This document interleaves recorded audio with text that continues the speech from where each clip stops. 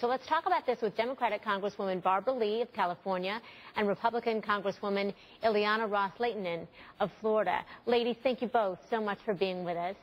Pleased to be Thank you. Sure. I want to start with you, if I could, please, Representative Lee. You cast the sole dissenting vote against authorizing the Bush administration to use military force in the wake of 9/11, of course. Now, if Congress were to vote on authorizing military force, where would you stand? First of all, we have not even had a debate nor a resolution to come forward. And I must say that we wrote to the Speaker August 28th, Congressman Jones, myself, and McGovern, requesting an authorization and a full debate and a vote. We have to talk to the American public about the costs and the consequences of this. And this is our constitutional responsibility. So we haven't even seen a resolution. I know several members are working on one, but I think the first thing we have to talk about is why we are not in Congress debating these very grave issues. And this is our constitutional duty and responsibility. We should be in Washington talking about the costs, consequences, and alternatives, non-military solutions to this very, very grave war and crisis that we're in. Congressman Ros-Lehtinen, what do you say to that? Why aren't you having that debate right now?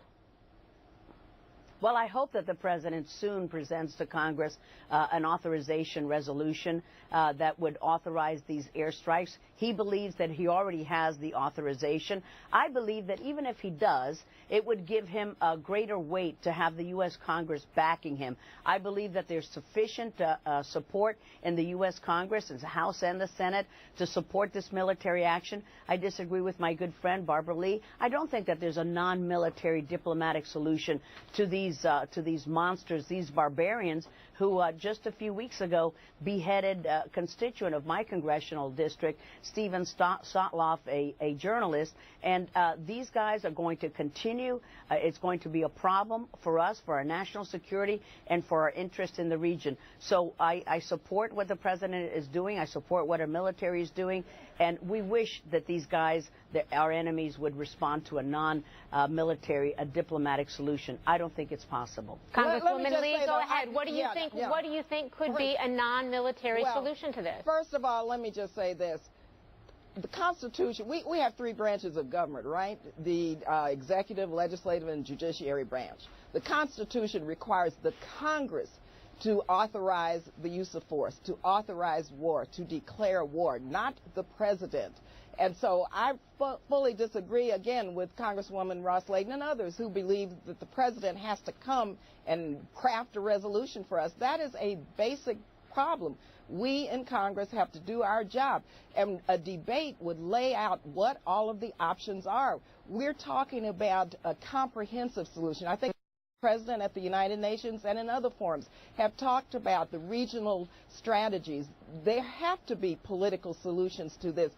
We have an operation now that's taking place with the military strikes. We have to talk about ground troops. We know the strikes aren't going to work in themselves only with strikes. Who's going to provide the ground troops there? So the debate in Congress would lay out what the costs and consequences are and what the options are. The Congress has to do that, not the president. This is not his job. We need to, first of all, repeal those two resolutions because we're in either a new war or a new front on a war. And so the American people deserve to hear their members of Congress talk about it, debate it, and make some clear, hard decisions. Okay, Congresswoman Ros-Lehtinen, what do you say to that?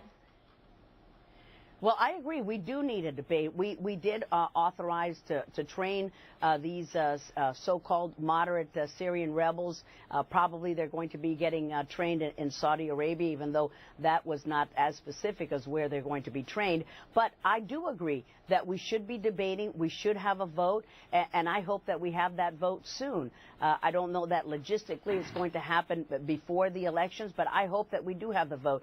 My only problem with the president and what he's doing is that he won't carry it through. He doesn't seem fully committed. You're right, an air war is not enough. I don't think we should rule out troops on the ground. I know that folks are sometimes aghast when we say that, but if we're going to be in it, we've got to be in it to win it with our allies. I'm glad that this has an Arab face to it. There are a lot of those countries that are helping us, but we shouldn't rule out any option, and we should give great flexibility to make sure we get the job done. ISIL is not going to stop. They may be calling themselves any other sort of name. It's a global jihadist terrorist network, and to be in a 9/11 mentality that this threat continues to this day. And there are people who fear that this threat is already here in the U.S. Last word, Congresswoman Lee, what are your final thoughts here? Well, I think, first of all, Homeland Security, I believe, is prepared. I believe that we have to be very careful. We have to make sure that all of the strategies that our Homeland Security and police force have put in place are adhered to, of course, within the context of protecting civil liberties.